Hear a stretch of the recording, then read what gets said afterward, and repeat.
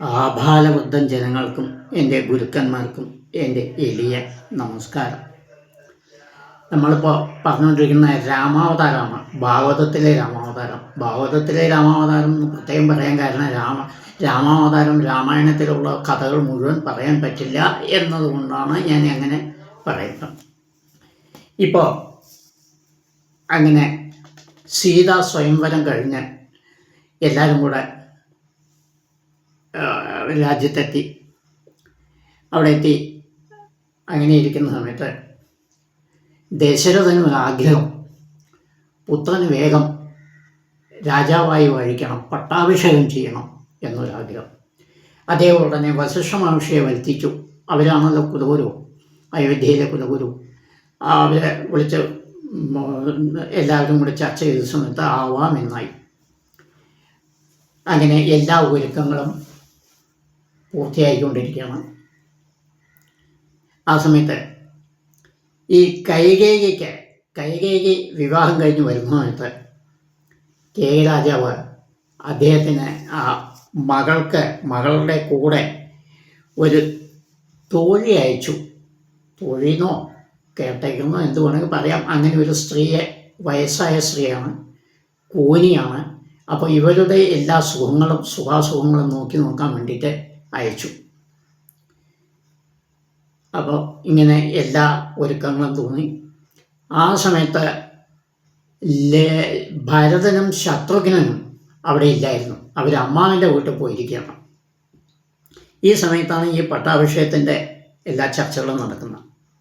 എല്ലാം തീരുമാനിച്ചു. ഈ വിവരം ഈ മന്ദര അറിയണം.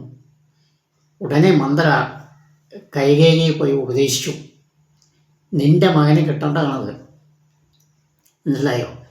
അതായത് ദശരഥൻ്റെ തെറ്റായ ഒരു പ്രവണതയാണത്. അതുകൊണ്ട് നിന്റെ മകൻ എല്ലാം കൊണ്ടും യോഗ്യനാണ്. അവർ രണ്ടുപേരും ഇല്ലാത്തപ്പോൾ ഇതിൽ ചെയ്യുന്നതിന് ഗൂഢാലോചന. അതുകൊണ്ട് എങ്ങനെയും ഇത് മുടക്കി നിനക്ക് കിട്ടാവുന്ന 2 വരങ്ങളുണ്ടല്ലോ, അതിപ്പോൾ ഉപയോഗിച്ച് വാങ്ങണം. കൈകേയി ഒരുപാട് ചിന്തിച്ച് നോക്കി, ഒരുപാട് പറഞ്ഞു, വിലക്കി. പക്ഷെ എവിടെ ആയാലും ഒന്നുണ്ടായാൽ മതിയല്ലോ കുലം കെടുത്താൻ. അങ്ങനെ അവർ മന്ത്രിച്ച് ഇവരുടെ ബ്രെയിൻ വാഷ് ചെയ്തു കൈകേയിയുടെ. ദശരഥൻ അവിടെ വന്നു. അവരുടെ അന്തപുരത്തിൽ വന്ന സമയത്ത് ഈ സ്ത്രീ തലയൊക്കെ വിരിച്ചിട്ട് എന്തോ അസുഖം ഭാവിച്ച വിധത്തിൽ ഇരുന്നു. അദ്ദേഹം അതിൻ്റെ കാരണം അന്വേഷിച്ചു. ഒടുവിൽ കാരണം പറഞ്ഞു. ദശരഥൻ വീണു അപേക്ഷിച്ചു, വേണ്ട, ഇത് ചെയ്യരുത്, എനിക്ക് സഹിക്കാൻ വയ്യ, വേറെ എന്ത് വേണമെങ്കിൽ ചോദിച്ചു പറഞ്ഞു.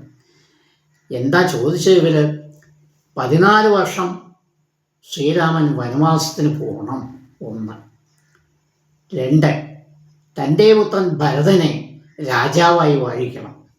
ഈ 2 അവർ ചോദിച്ചിരുന്നത്.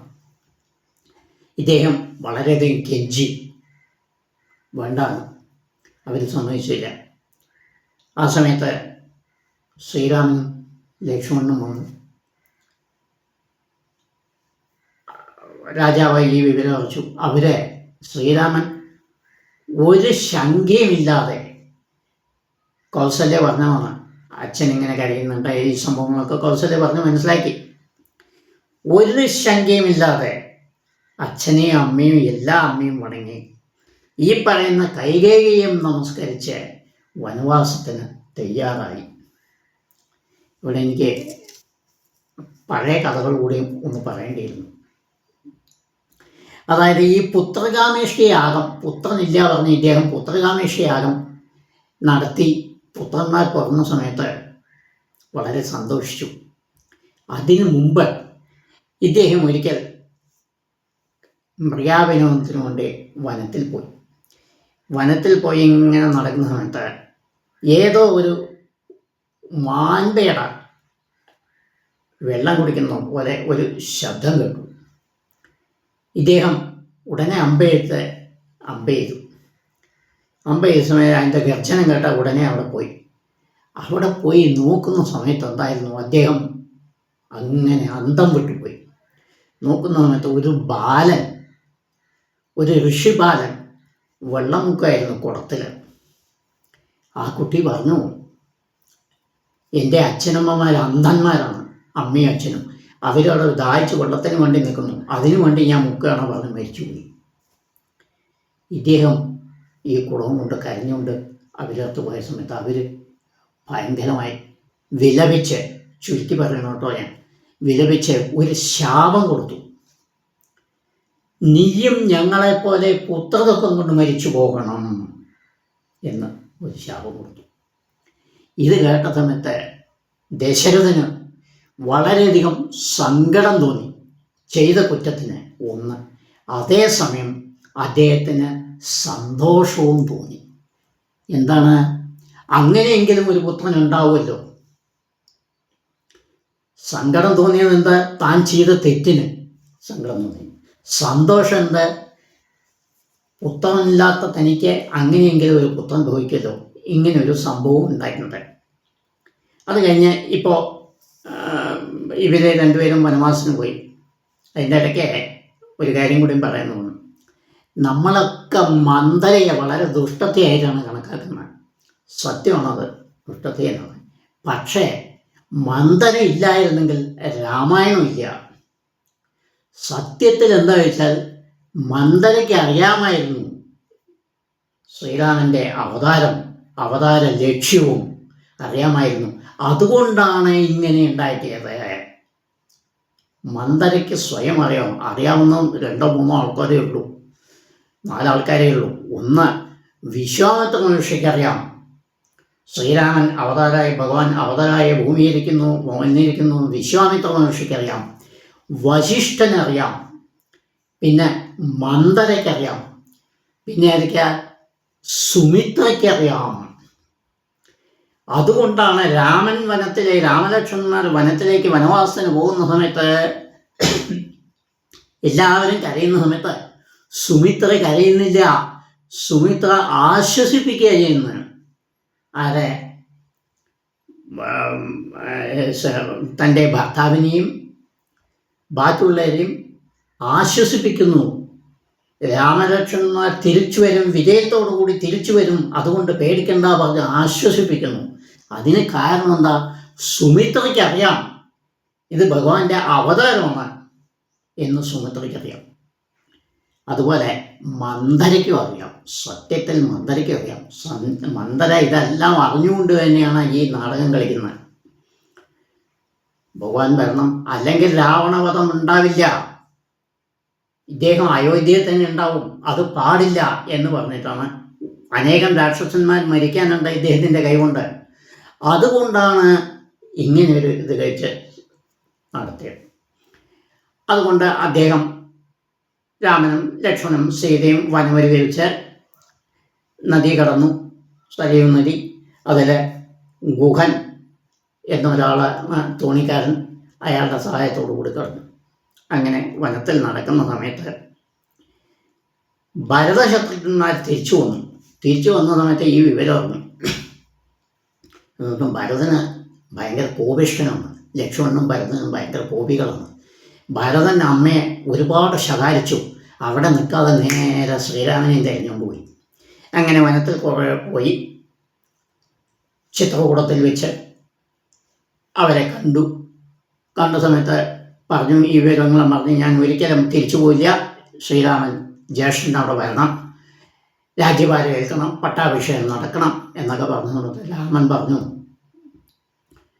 അച്ഛനമ്മമാർ പറയുന്നത് കേൾക്കുന്നതാണ് പുത്രൻ്റെ കടമ. അതുകൊണ്ട് അച്ഛൻ്റെ ആഗ്രഹം, അമ്മയുടെ ആഗ്രഹമാണ് ഞാൻ വനത്തിൽ പോകണമെന്ന്.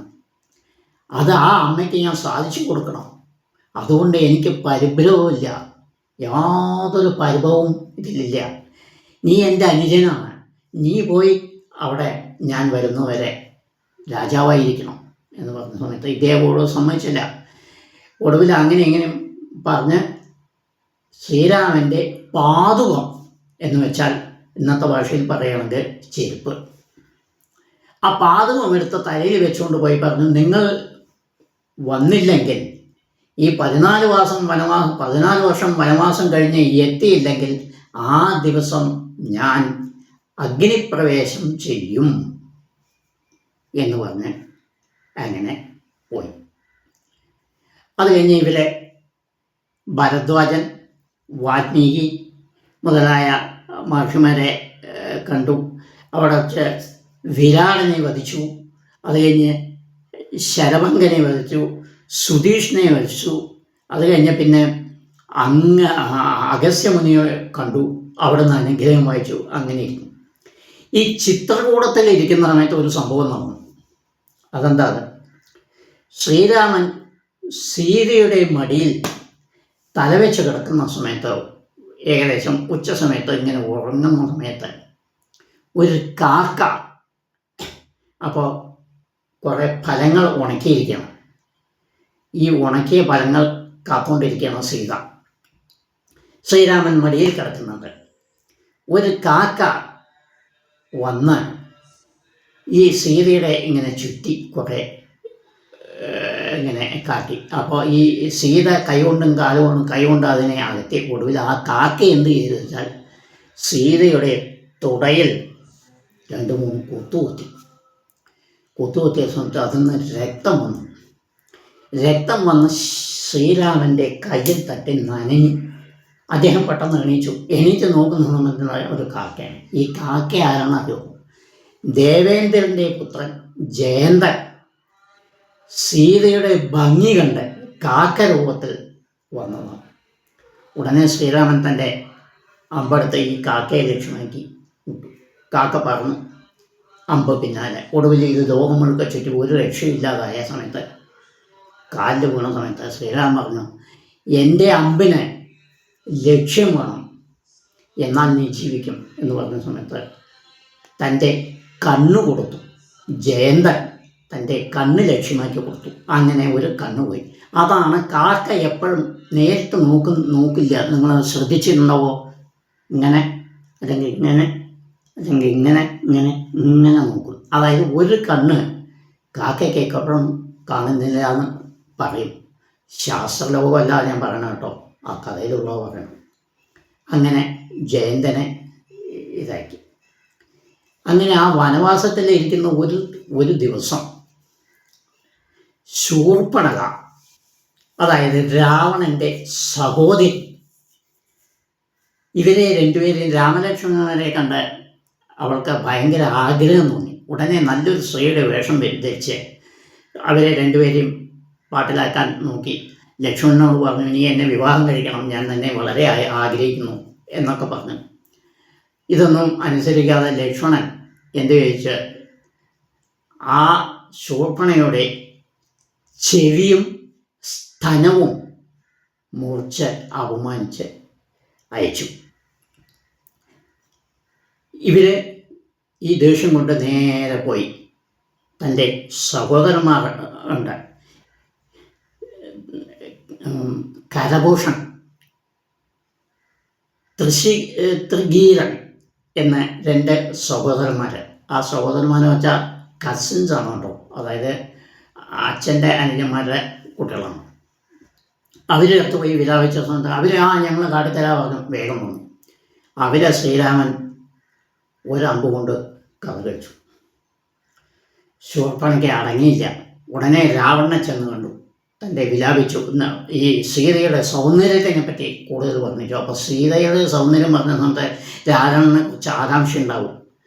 അപ്പോൾ അവൾ ആ സുന്ദരി നിങ്ങൾക്ക് മാത്രം യോജിച്ചവളാണ്, കാട്ടിൽ 2 ബാലന്മാരാ വെച്ചിരിക്കുന്നത്, അത് ശരിയല്ല, നീ ഇത്ര വലിയ രാജാവാണ്, അതുകൊണ്ട് നിങ്ങൾക്ക് യോജിച്ചാണ് പറഞ്ഞ് അയാളെ അങ്ങനെ മയക്കി.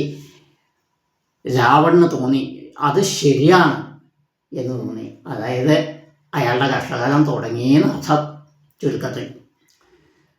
ഉടനെ അയാൾ അവിടുന്ന് തൻ്റെ പുഷ്പവിമാനമെടുത്ത് ഇവിടെ വന്ന് ഒരു ഭാഗത്ത് നിർത്തി ഒരു സന്യാസിയുടെ വേഷത്തിൽ ഭിക്ഷാടനത്തിന് വന്നു. അതിൻ്റെ ഇടയിൽ ആദ്യം രാവണൻ പോകുന്നതിനിടയിൽ മാരീചൻ എന്ന ഒരു അസുരനെ രാവണൻ പൊന്മാനാക്കി പറഞ്ഞയച്ചു. പൊന്മാനിൻ്റെ രൂപത്തിലെടുത്ത് സീതയെ ആകർഷിക്കാൻ വേണ്ടി ഇയാൾ ആശ്രമത്തിൻ്റെ മുമ്പിൽ ഇങ്ങനെ കളിച്ചു. അപ്പോൾ സീതയ്ക്ക് ഒരു ആഗ്രഹം, ഈ മാനിനെ ഒന്ന് പിടിക്കാൻ കൊള്ളാമെന്ന്. സീത രാമനോട് പറഞ്ഞു. രാമൻ അത് ആദ്യം നിഷേധിച്ചു. പിന്നെ അതിങ്ങനെ ഓടിയ സമയത്ത് അതിൻ്റെ പിന്നാലെ അതിനെ പിടിക്കാൻ പോയി. അപ്പോൾ ശ്രീരാമൻ ലക്ഷ്മണനെ അവിടെ ആക്കി സീതയെ നോക്കണം എന്ന് പറഞ്ഞു. അപ്പോൾ ലക്ഷ്മണൻ ഒരു വര വരച്ചു അവിടെ. അതാണ് ലക്ഷ്മണൻ കൂടെ പറയുക, ഈ സീത ഈ വര കടന്ന് വരരുത് എന്ന് പറഞ്ഞു. അത് എപ്പോഴറിയും, ഈ മാരീചൻ പോയി പോയി പോയി പോയി പോയി കുറേ കഴിഞ്ഞ സമയത്ത് ഒരു ഭയങ്കര ശബ്ദം കേട്ടു. ശ്രീരാമൻ്റെ ശബ്ദം. ലക്ഷ്മണ ഓടിപ്പോയോ എന്ന്. സീതയെ ലക്ഷ്മണ എന്ന് വിളിച്ചു. ശ്രീരാമൻ്റെ ശബ്ദത്തിൽ സംഭവിച്ചത് എന്താ വെച്ചാൽ, ശ്രീരാമൻ മാരീചനെ അമ്പെയ്ത് കൊന്നു. അപ്പം മാരീചൻ ശ്രീരാമൻ്റെ ശബ്ദത്തിൽ വിളിച്ച് ലക്ഷ്മണനെ ഇങ്ങോട്ട് ആകർഷിക്കാൻ വേണ്ടി ചെയ്ത പണിയാണ്. അപ്പോൾ സീത പറഞ്ഞു, എൻ്റെ ജ്യേഷ്ഠൻ ഇങ്ങനെ ആപത്തിൽപ്പെട്ടിരിക്കുന്നു, ഉടനെ പോകണം എന്ന് പറഞ്ഞു. ലക്ഷ്മണൻ പറഞ്ഞു, ജ്യേഷ്ഠന് ഒന്നും സംഭവിക്കില്ല, എനിക്ക് ധൈര്യമുണ്ട്, ഞാൻ പോയില്ല എന്ന് പറഞ്ഞ് വിലക്കി. സീത വീണ്ടും വീണ്ടും പറഞ്ഞു. പിന്നെ പറഞ്ഞു, നിനക്ക് ജ്യേഷ്ഠന് സ്നേഹമില്ല, പിന്നെ കുറച്ച് വേദനിപ്പിക്കുന്ന വാക്കുകളൊക്കെ പറഞ്ഞു. ഇത് കേട്ട സമയത്ത് അദ്ദേഹം പറഞ്ഞു, അദ്ദേഹം ഉടനെ ഒരു വര വരച്ച്, ശരി, ഞാൻ തിരിച്ചു വരുന്നവരെ ഈ വര കടന്ന് വരാൻ പാടില്ല എന്ന് പറഞ്ഞു. എന്നിട്ട് തിരഞ്ഞുകൊണ്ട് പോയി. ആ സമയത്താണ് രാവണൻ പുഷ്പവിമാനത്തിൽ ഇവിടെ വന്ന് ഒരു സ്ഥലത്ത് വന്ന് ഇറങ്ങി സന്യാസി വേഷം ധരിച്ച് ഇവിടെ വരുന്ന ഈ ആശ്രമത്തിൽ വന്ന് ഭിക്ഷ ചോദിച്ചു. അപ്പോൾ സീത ഭിക്ഷയെടുക്കാൻ പോകുന്ന ആ ഭാഗം നോക്കിയ സമയത്ത് ഇദ്ദേഹം എന്ത് ചെയ്തു വെച്ചാൽ അങ്ങോട്ട് പോയി കരം പിടിക്കാൻ വേണ്ടി പോയ സമയം. അപ്പോൾ ഈ ഇതുണ്ടല്ലോ, വരയുണ്ടല്ലോ, വരയിൽ നിന്ന് അഗ്നി വരാൻ തുടങ്ങി. അങ്ങോട്ട് പോകാൻ പറ്റാത്ത ഒരവസ്ഥയായി. ആ സമയത്ത് അദ്ദേഹം എന്ത് ചെയ്തു വെച്ചാൽ ഉടനെ പുഷ്പവിമാനം വന്ന് ആ ഇരുന്ന സ്ഥലം മുഴുവൻ എടുത്ത് വാഹനത്തിൽ വെച്ച് ഇവരെ കയ്യും പിടിച്ചിട്ട് പറന്ന് ലങ്കയെ ലക്ഷ്യമാക്കി ഉയർന്നു. ഇനി നമുക്ക് അടുത്തതിൽ പറയാം. എല്ലാവരും സബ്സ്ക്രൈബ് ചെയ്യുക, ഷെയർ ചെയ്യുക, ലോക നന്മയ്ക്ക് വേണ്ടി ചെയ്യുക, നിങ്ങളുടെ കുടുംബത്തിനും വേണ്ടി ചെയ്യുക. തീർച്ചയായും ഐശ്വര്യം വരും. നമസ്കാരം, നന്ദി.